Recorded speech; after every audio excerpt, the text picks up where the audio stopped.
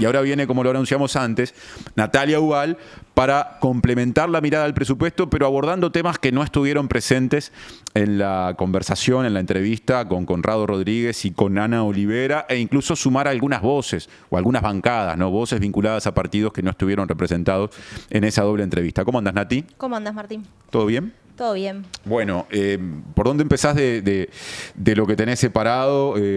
¿Cuáles son, por ejemplo, algunas de las valoraciones que pudiste recabar al hablar con gente vinculada a esta discusión? Vamos a hablar sobre todo de lo que fueron las negociaciones en la Cámara de Diputados y cómo se paró y qué estrategia tuvo cada partido político. Y después vamos a comentar un poco algunas cuestiones que quedaron pendientes, sumando a lo que fue la entrevista, algunos elementos que van a estar presentes en el Senado. Respecto a la valoración del Frente Amplio, ya escuchamos la voz de Ana Olivera. Nosotros para la nota de la diaria de fin de semana, del sábado, conversamos con Mariano Tucci, que Mariano Tucci fue el responsable del informe en mayoría del presupuesto y además fue el presidente de la Comisión de Presupuestos integrada con Hacienda, que trató el proyecto de presupuesto quinquenal.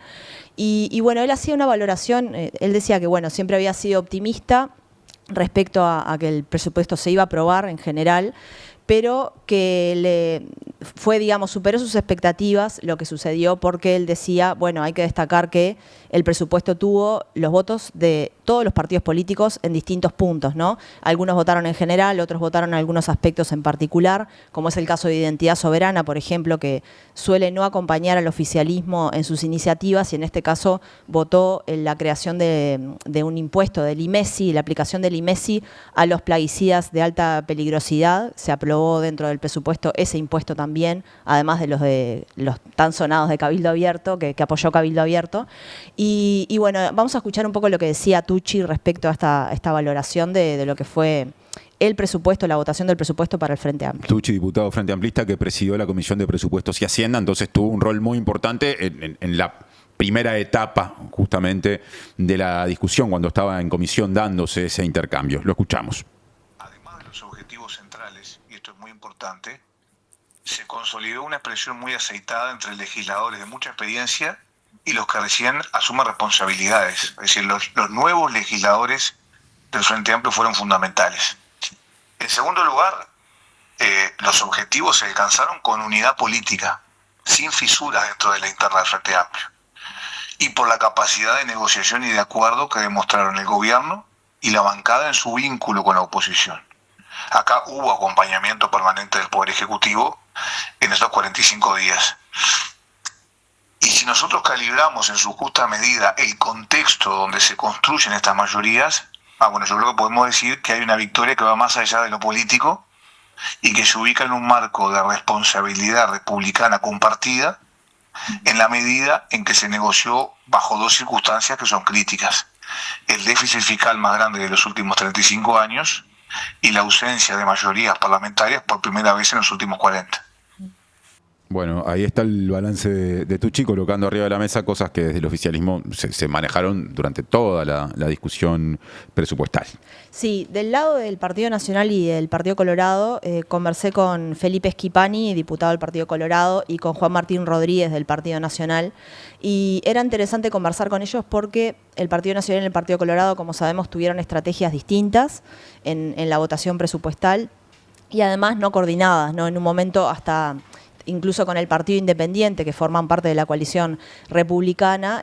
Recordemos que el diputado Gerardo Sotelo del Partido Independiente se quejó de esta falta de coordinación y mencionó que había habido una victoria del Frente Amplio, no solo porque aprobó un presupuesto, como él le llamó, magro, y lo logró aprobar sin mayoría, sino que además logró que se dividiera la coalición republicana. Eso mencionó Sotelo, también cuestionando la falta de coordinación. Sotelo también tiene voz en esa nota que publicamos el sábado, pero respecto específicamente a la estrategia del Partido Nacional, conversé con Juan Martín Rodríguez sobre dos elementos. En primer lugar, ¿qué fue lo que motivó que el Partido Nacional votara en general, más allá de lo que ya se dijo, ¿no?, sobre la responsabilidad institucional, sobre no dejar al país sin presupuesto, que eso ya lo hemos escuchado? ¿Algún otro argumento manejó en la nota nuestra de la diaria?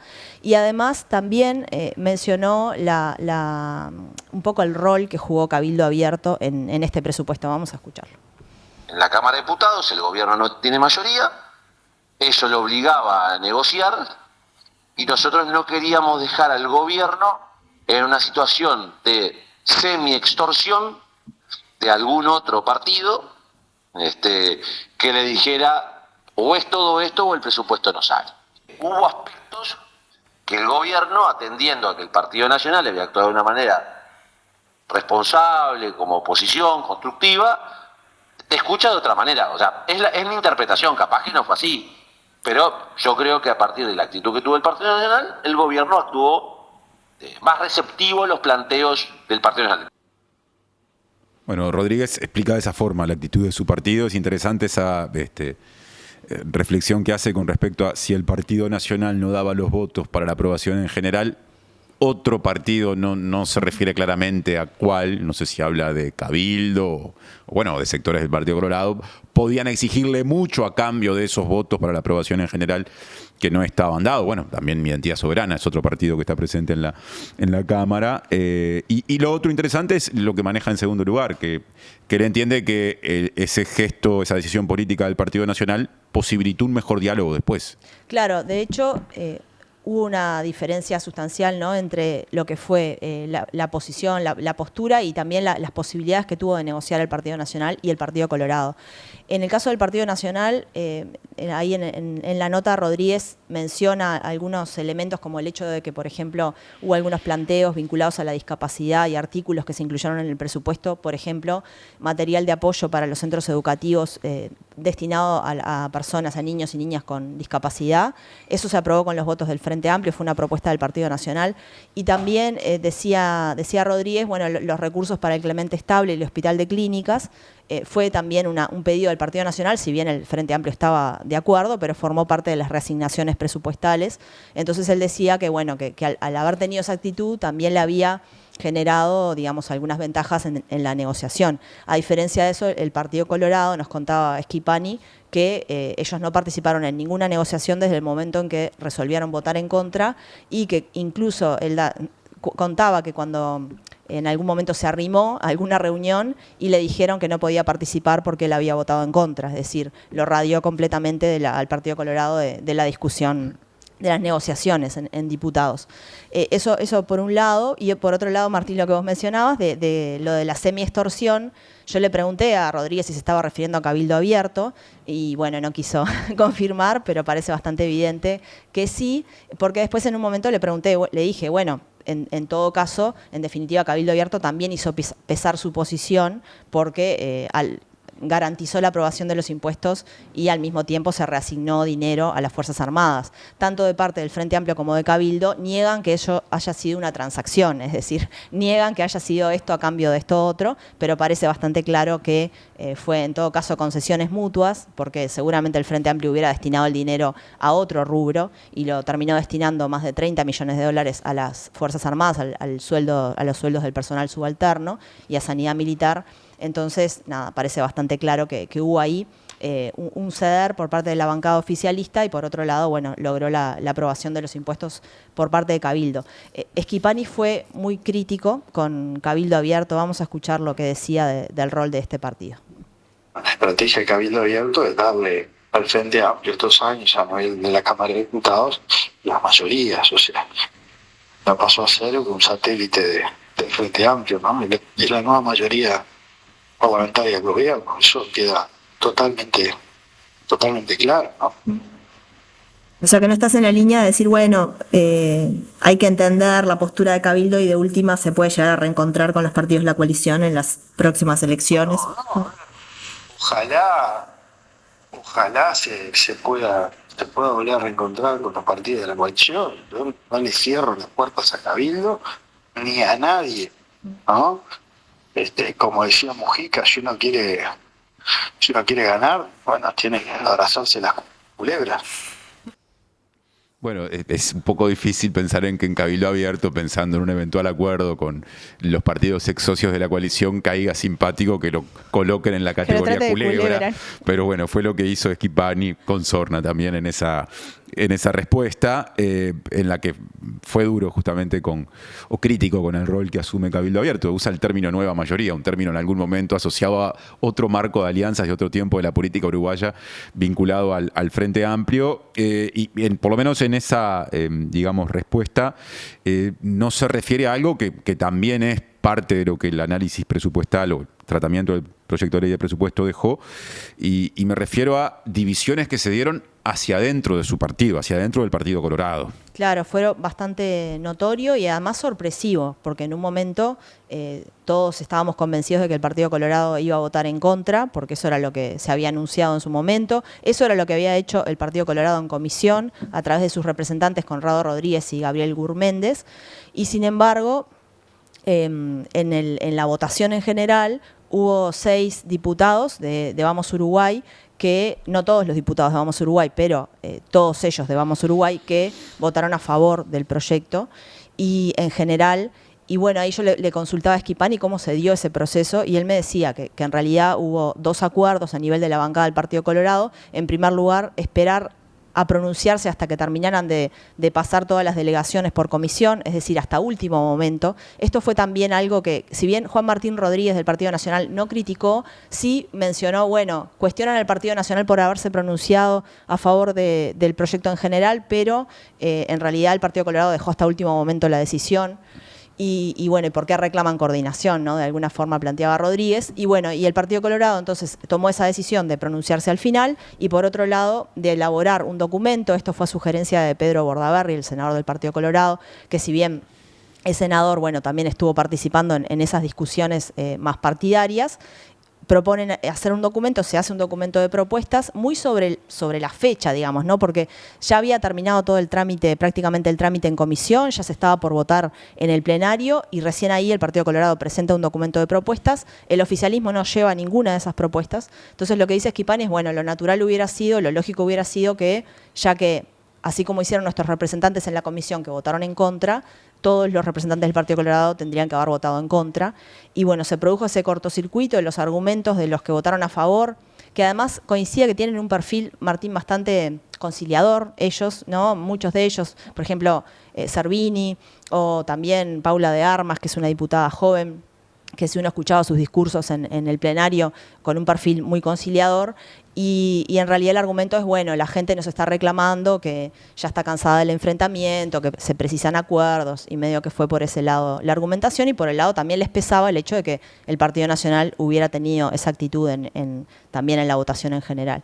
Y bueno, eso fue, no es el primer cortocircuito en la interna del Partido Colorado, como sabemos, podemos repasar muchos, pero básicamente entre el sector de Ojeda y el sector de Pedro Bordaberry ha habido muchas tensiones que tienen que ver con posicionamientos partidarios. Recordemos algunas conferencias del Comité Ejecutivo Nacional del Partido Colorado, que encabezado por Ojeda, su secretario general, que anunciaba posicionamientos partidarios y después la bancada del Partido Colorado, que tiene mayoría de Vamos Uruguay, cuestionaba que eso en realidad no era un posicionamiento del partido. Caso eutanasia, etcétera. por ejemplo, en su momento, ¿no? Hubo una declaración del Consejo Ejecutivo Nacional del CEN, del Partido Colorado, saludando lo que en la Cámara de Representantes, acá me voy del presupuesto, iba a ser la media sanción, ¿no? El primer voto de aprobación. Faltaba el del Senado, que fue más reciente, y eso me acuerdo que en su momento generó un cortocircuito porque había, sobre todo en Vamos Uruguay, pero incluso también en Unir para Crecer, hay gente que no está a favor de ese proyecto de ley. Claro. Bueno, y en Vamos Uruguay, claramente el caso de Bordaberry fue uno de los principales opositores. Eso respecto a la interna del Partido Colorado, Martín, y hoy hay reuniones de bancada, porque bueno, ahora empieza el trámite en el Senado, algo de eso conversaron con Ana y con Conrado hace un ratito, pero hay una reunión del Frente Amplio temprano, que era ahora de mañana, diputados y senadores, para coordinar qué cosas se retoman en el Senado de lo que se quedó por el camino en diputados. Hay reuniones también de la bancada de senadores del Partido Nacional en la tarde y del Frente Amplio en la tarde, sobre este mismo tema. Y ahí la incógnita, digamos, es qué va a hacer el Frente Amplio con los artículos fuertes que quedaron por el camino. Se mencionó en la entrevista que escuchamos recién el tema del secreto bancario. Recordemos que había 2 artículos que proponían el levantamiento del secreto bancario. Uno que tenía que ver con, a solicitud de la Dirección Nacional de Aduanas por una presunción de defraudación aduanera, podía, con intervención judicial, levantarse el secreto bancario. Ese era uno, el menos polémico, y el más polémico era el que, a solicitud de la Dirección General Impositiva por sospechas de defraudación tributaria, con intervención judicial, pero poniéndole un plazo a la justicia de 30 días para expedirse, podía levantarse el secreto bancario. Si no se expedía la justicia en ese plazo, se levantaba el secreto bancario de facto, digamos. Y eso era muy cuestionado, fue muy cuestionado por la oposición, que votó en bloque, en este caso también Cabildo Abierto votó en contra y por eso no salió el artículo. Cuestionaba que, bueno, que con los tiempos de la justicia actualmente en Uruguay, ese plazo era como casi que decir que sí, claro, tácitamente. Y bueno, eso finalmente no salió. Lo que se ha dicho por parte del oficialismo es, bueno, por un lado, el núcleo duro de los acuerdos, y lo dijo Ana Olivera hace un ratito, el núcleo duro de los acuerdos es difícil tocarlo porque eso implica arriesgarse a que otros acuerdos que están enganchados se caigan, ¿no? Pero sí están apostando a algunas reasignaciones de recursos para, por ejemplo, educación y justicia, que fueron las prioridades también en diputados. Eso posiblemente esté sobre la mesa. Y recordar simplemente para cerrar, Martín, que quedaron algunos artículos por el camino porque no tuvieron los votos de la oposición en diputados y seguramente no se retomen, como el cambio de nombre de la cédula, que se acuerdan que generó mucha polémica, de cédula de identidad a documento nacional de identidad, eso DNI, quedó por el camino. ¿no? Que aparte generó ya una especie de rechazo porque la gente lo asoció con copiarle algo a Argentina. Ahí surgieron hasta rivalidades del Río de la Plata en clave Sí. futbolera, me parece. Sí, muy constitutivas de nuestra identidad también, como uruguayos, esa rivalidad. Pero bueno, ese artículo quedó por el camino y otros, por ejemplo, uno que establecía compras públicas con perspectiva de género, o sea, incorporar la perspectiva de género en las compras públicas, y bueno, no voy a aburrir con más, pero hubo varios artículos, todos ellos en realidad, podríamos decir, no van al núcleo duro del presupuesto, quizás un poco laterales, vieron que en la ley presupuestal se incorpora todo tipo de disposiciones, y bueno, algunas de ellas quedaron por el camino. Sí, con respecto al género, estaba el artículo que vos mencionaste, con respecto a las contrataciones públicas. Sí, ahí va, las compras. ¿Qué dije yo? Compras, por compras eso. Públicas. Contrataciones públicas. Artículo 23, incorporaba la perspectiva de igualdad y la no discriminación en base al género en las contrataciones que realizan las administraciones públicas estatales.